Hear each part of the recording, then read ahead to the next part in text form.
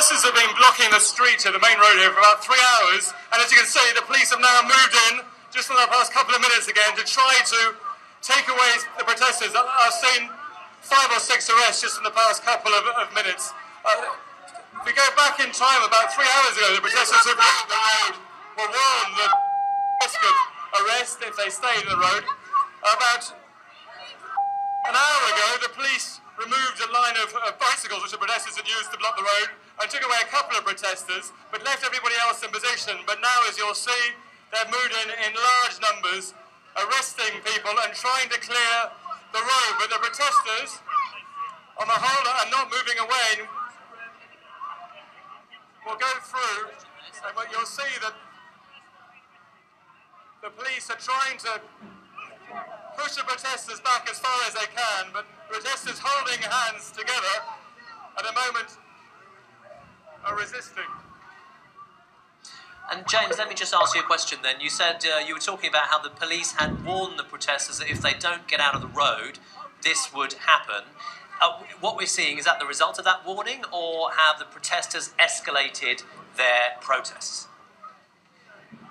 No, it was all very calm. It was a very peaceful protest, and what the police did is they sent in their police liaison officers initially, very low-key, just to say to people very politely that they were breaking the law by blocking the public highway, and if they remain there, they did risk of being arrested. People were given a couple of hours to make a decision as to whether or not they were to leave.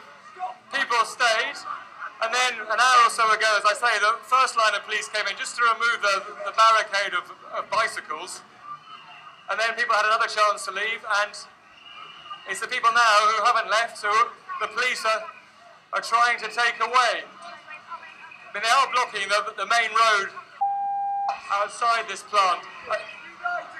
The traffic actually, although we've been disrupted earlier, has since been diverted, so there are no cars trying to get through now. The police blocked the road off a couple of hours ago, so in terms of disrupting to local residents, I don't think it's actually been causing a vast amount, but clearly the police have decided that enough is enough, that they need to move in and to try to reopen the road. The protesters...